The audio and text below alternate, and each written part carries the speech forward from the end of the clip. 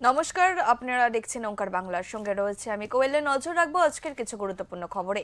শুক্রবার ছিল বিহার ভোটের রেজাল্ট।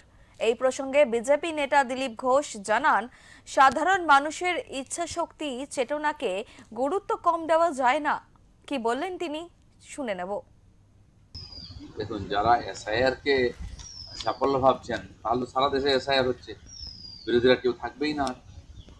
এসআইআর ঠিক আছে, ভুয়ো ভোট কমছে, কিন্তু সাধারণ মানুষের যে ইচ্ছা শক্তি, তাদের যে চেতনা, সেটাকে তো গুরুত্ব কম দেওয়া যায় না। এটাই হয়েছে বিহারের মানুষ ঠিক নির্ণয় নিয়েছেন, সেজন্য বিহারের জনতাকে অভিনন্দন। মাননীয় প্রধানমন্ত্রী, বিহারের মুখ্যমন্ত্রী নীতিশ কুমার সহ সমস্ত নেতৃত্ব এবং একদম এনডিএর নিচু স্তরের কার্যকর্তারা সবাই পরিশ্রম করে মানুষের বিশ্বাস জয় করেছে, তাই আমরা জিতেছি।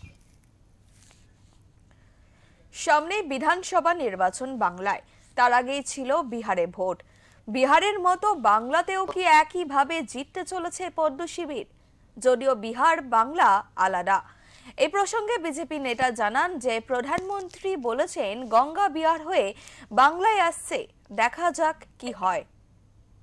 অবশ্য এক আছে, তারা মনে করছেন যে ইকুয়েশন তৈরি করছেন, এটাই চলবে, এরকম নয়।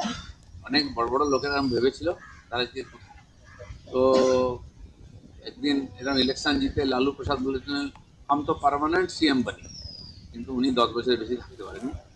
সেজন্য সেই ভ্রম কাল প্রধানমন্ত্রী বলে দিয়েছেন গঙ্গা বিহার হয়ে বাংলায় আসছে। হাওয়াও তো ওদিক থেকে আসছে হিমালয়ের, দেখা যাবে এখানে কি হয়। কিছুদিন আগে দিল্লিতে ভয়াবহ বিস্ফোরণ, তারপরে দিল্লির বিস্ফোরণের আত্মঘাতী জঙ্গি উবার নবীর বাড়ি গুড়িয়ে দিল নিরাপত্তা বাহিনী। ভারতবর্ষের বিরুদ্ধে যে চক্রান্ত করবে তাদের সঙ্গে এই রকমই হবে। ভারতে থেকে চক্রান্ত করলে এরকমই হবে, কি বললেন দিলীপ ঘোষ, শুনুন। ভারতবর্ষের বিরুদ্ধে যারা চক্রান্ত করবে তাদের সঙ্গে এইভাবেই হবে।